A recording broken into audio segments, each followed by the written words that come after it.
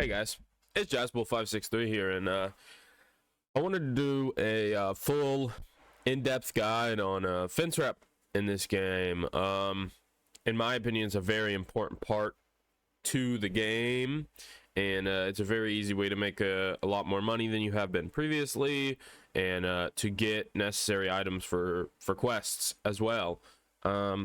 And firstly, what is fence rep? I know some people probably don't know exactly what fence rep is, or scav karma as some people call it, or scav rep. It's all kind of the same thing. And how to check that is come over to your trading tab. You want to look at fence up here in the top left, and you're going to see this number right below his name. See, mine is 6.47, and that is above max. The max is 6 in terms of the rewards you get, and a big thing of that is that's when you get this little emblem up here, and that means he's max. Yeah, so 6 is max, and that's the goal you're going to want to work towards, and going above this is just a little cushion. Like if I need to kill a player scav, for example, because I see he picks up a lead X right in front of my eyes, that does 0.1 damage to my fence rep. That would bring me down to 6.37, so I'm still above that 6 cap, so I can still get everything I need to at my rep and still be able to have a little bit of wiggle room, or if I accidentally kill a scav or something like that, I'm still going to be above at the cap, and that's really good and really beneficial to have this up. And a lot of people don't know what fence rep actually does. So the main thing, in my opinion, that it does, there's 3 important things, and the most important one is 100% what you spawn with as a scav. Your gear, but more importantly, what's in your inventory, like what you actually spawn with. If we go over, let's see my scav. So my scav, he's got a shotgun, but it's got a scope, probably a slugs.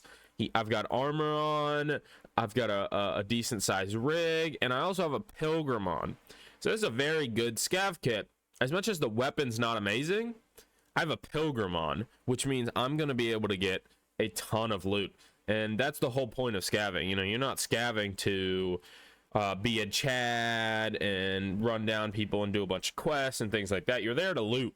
So if I go and get a pilgrim over a double bag, the majority of the time, I'm going to be able to consistently make more money. And I also think what you spawn with is very important. If I come over, I haven't had fence rep for too long, maybe about a week, and this is after selling some stuff and dying with it, but I've gotten 4 access key cards. This was all in the time of 2 days, not scavving that much. I would say I get a labs access key card 1 every 3 raids, so about a 33% chance. And then you also get flares. I've got 4 flares down here. I say you get this about 20% of the time, 1 every 5 raids, and it's really good. You know, if you need to do Shooter Born in Heaven, the flares are very good for that, because you can call them in and you can camp them with a sniper. And a lot of people, like, they do go to them. As much as PMCs don't surround them anymore, you can still get kills. Normally 1 will come to it if you place it right and do it at the right time, and everything like that. Reason number 2 why I feel like scav rep is very important, or fence rep, you see how I kind of go back and forth calling that, is once you hit this level and it's 6.00, or I think it might be 6.01, you actually get invincible to the bosses. The bosses no longer attack you, you know, like Sturman, Rashala, them. They don't attack you. And this is, in my opinion, the most fun benefit of scav rep that I feel like is a little underappreciated. The other 2 reasons people go over a lot more, and as much as I think what you spawn with is definitely more important, this is way more fun. It's more entertaining, and it can lead to a lot of loot, and mainly really important kits, where you can go chill by the boss. You know, the other day I was on reserve and Gluckar was there, and I loot about 4 dead players to the boss. 4 people died to the boss, and nobody could loot them because they were kind of like just there, and the boss was covering them and things like that. And I ran up and I looted them because he can't shoot me. You know, I'm chill with him. So, but a big thing is at 6 that you have to be careful of is as much as the bosses are friendly to you and things like that, when you kill a boss normally under 6 fence rep, you'll get penalized more than anything else, but you won't lose that much fence rep. I think it's 0.2. If you kill a boss at 6 fence rep, so say you're chilling with him and you shoot him in the face with a shotgun, you lose all of it. You go back down to 0. And you'll see later on in the video why if you go to 6 and you get back down to 0, it's pretty much impossible to get back up to 6 without doing hundreds of scav runs. It's very difficult because the main way you get it is a diminishing reward, so you can't just infinitely farm up, you know, get to 6, kill a boss, get to 6 again, you know, repeat the process. You can't do that in this game.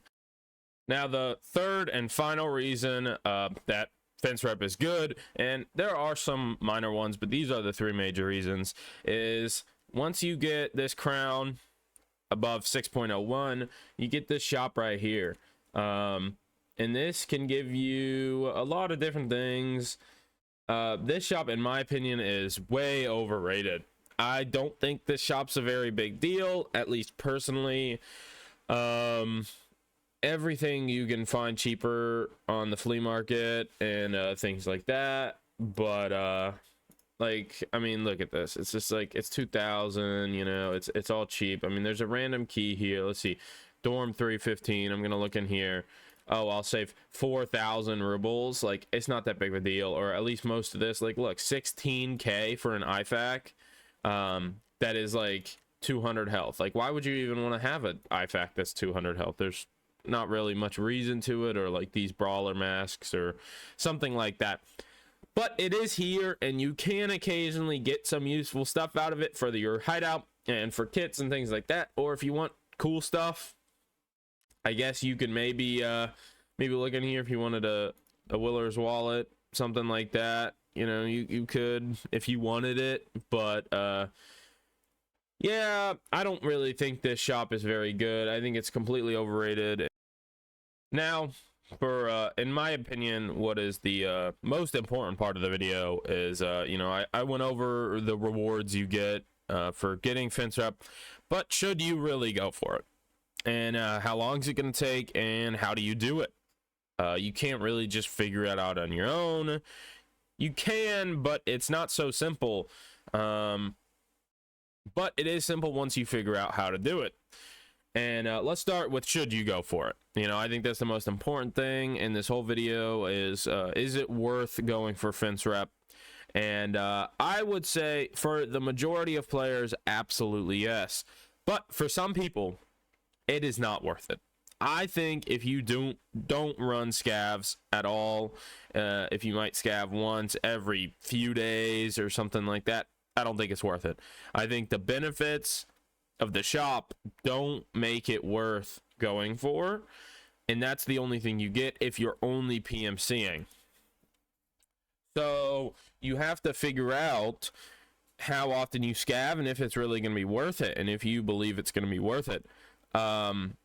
If you're a PMC Chad, like I said, that only quests and kills people on his PMC only, don't go for it. In my opinion, I don't think it's worth it. All right, so now we're going to go over probably the longest part of this video, and one of the more important parts is how to actually get fence rep. How do you do it? The overwhelming majority comes from car extracts. That's the most important way to do it. And there are currently 7 car extracts in the game.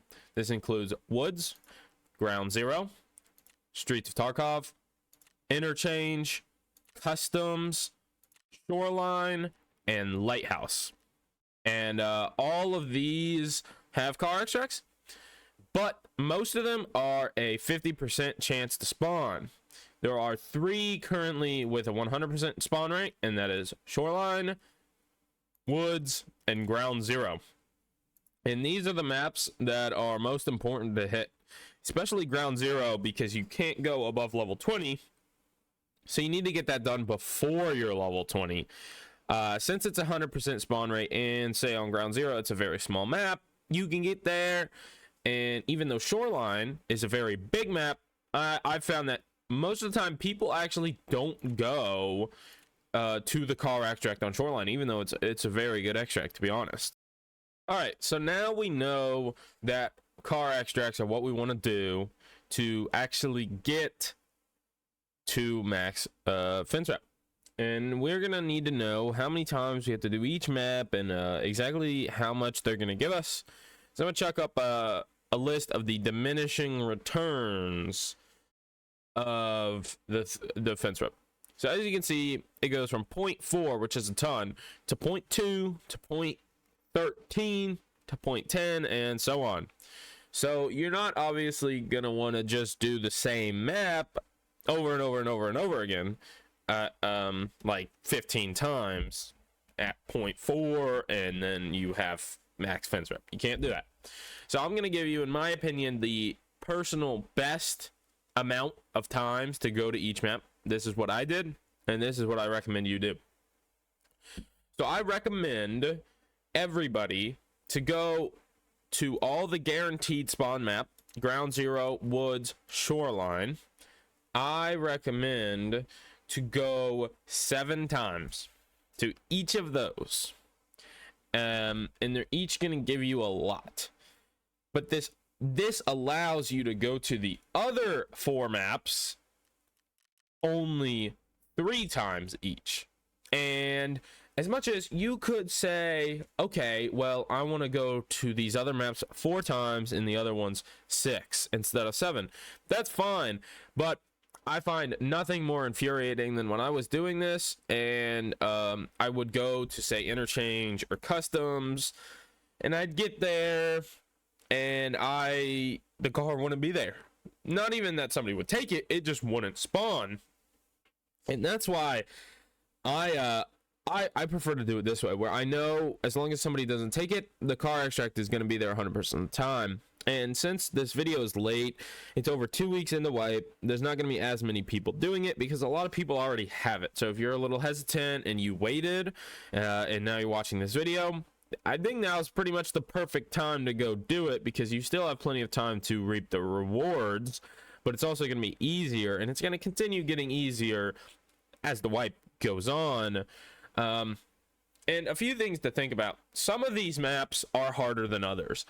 There's 2 that come to mind, and that would be Customs and Lighthouse. These 2 maps are not fun to do, and if you really want to do these twice or even once, that's fine.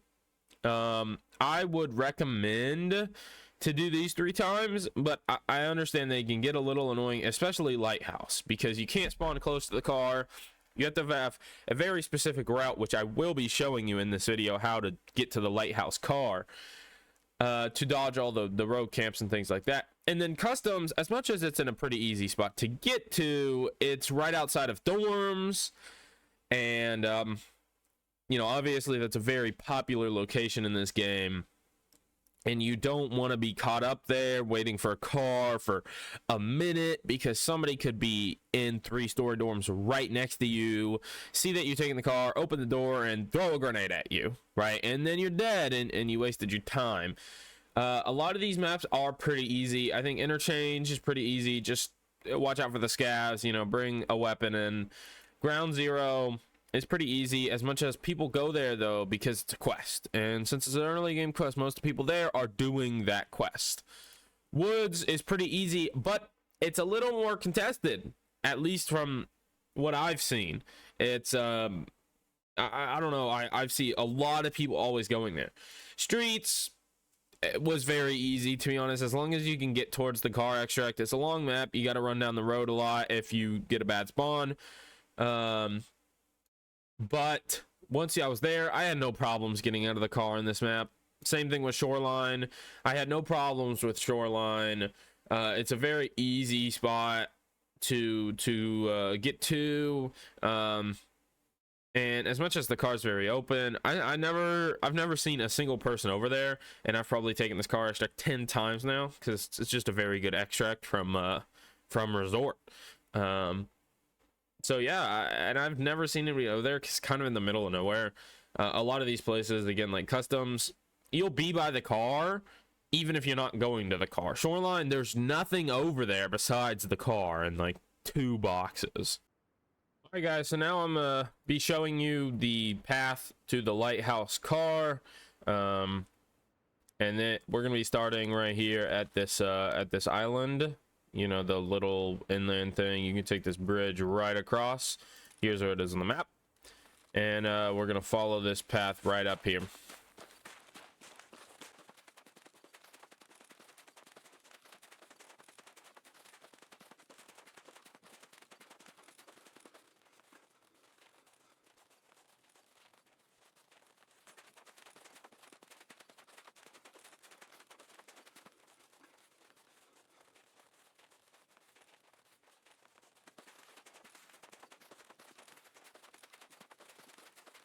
Now, everything at this point in the path has been very safe, but right when you get here to this little ledge right here, you can see some buildings in the background. You want to be careful here because if you peek over this edge and just look down, the rogues can shoot you, or at least one of them can. So you have to be careful. You want to regain your stamina, and you're going to follow this exact path.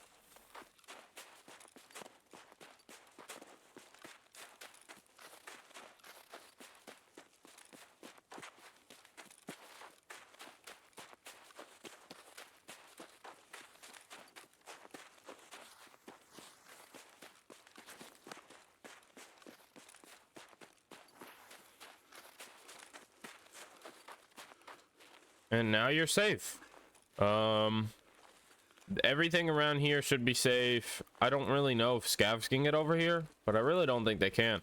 And the car is going to be right here. It's actually not here for me right now, but yeah, it would be right here. But this is the spot. That's the route. This is the most dangerous route. You have to be careful. You can't spawn right next to this. Make sure you like, subscribe, and comment on this video. If you want more things like this, comment the videos you want to see, and make sure you come by Twitch. It'll be the first link in the description. Drop a follow, watch. I've been streaming Tarkov every other day.